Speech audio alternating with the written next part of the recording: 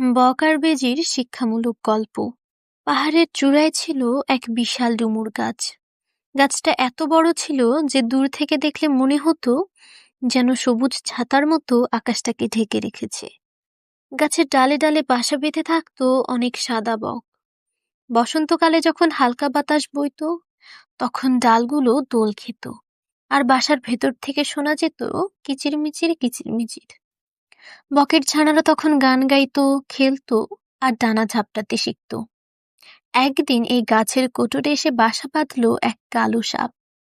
প্রথম দিকে বকেরা বুঝতেই পারেনি কি ঘটছে, কিন্তু একদিন হঠাৎ দেখা গেল এক বাসার ভেতর থেকে কান্নার শব্দ আসছে। মা বক দৌড়ে গিয়ে দেখে একটা ছানা নেই।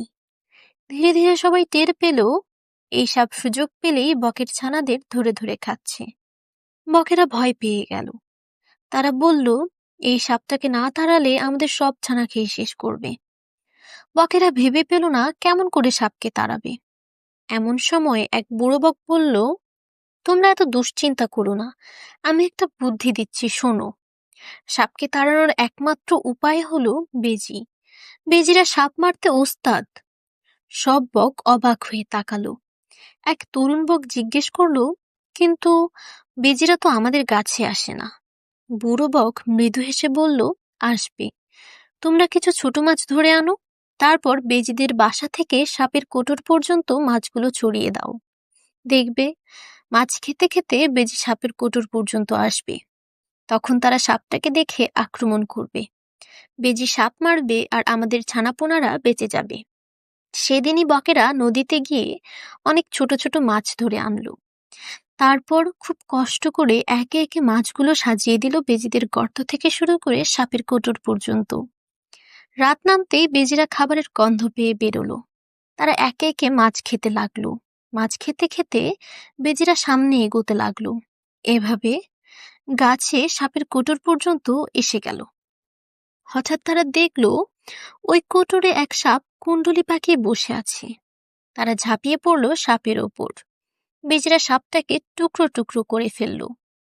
দূরে দাঁড়িয়ে বকের এই দৃশ্য দেখছিল। তারা খুশিতে ডানা ঝাপটাতে লাগলো।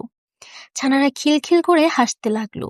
সবাই আনন্দে চিৎকার করে উঠল, আমরা বেঁচে গেলাম। বুড়ো বকের বুদ্ধি কাজে দিল। পরদিন সকালে বকেরা আবার তাদের স্বাভাবিক জীবনে ফিরল। গাছ ভরে গেল ছানাদের কিচিরমিচিরে।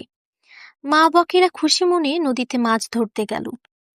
সন্ধ্যায় বেজিরা ভাবলো, গতকাল তো ওখানে মাছ পেলাম, আজকেও হয়তো মাছ পাওয়া যাবে। তাই তারা আবার ডুমুর গাছের দিকে এলো। চারপাশ শুকিয়ে শুকিয়ে তারা খুঁজতে লাগলো, কিন্তু কোনো মাছ নেই। তখনই তাদের কানে এলো ছানাদের কিচিরমিচির।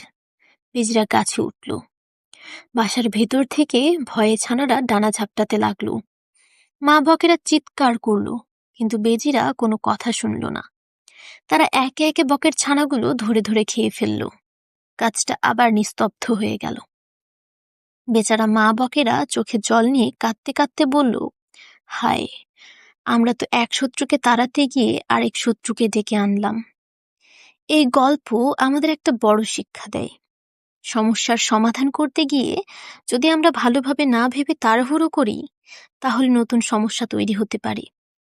যেমন বকেরা সাপ থেকে বাঁচতে গিয়ে বেজির বিপদ ডেকে আনলো। তাই যে কোনো সিদ্ধান্ত নেওয়ার আগে ভাবা উচিত এর ফলাফল কি হতে পারে।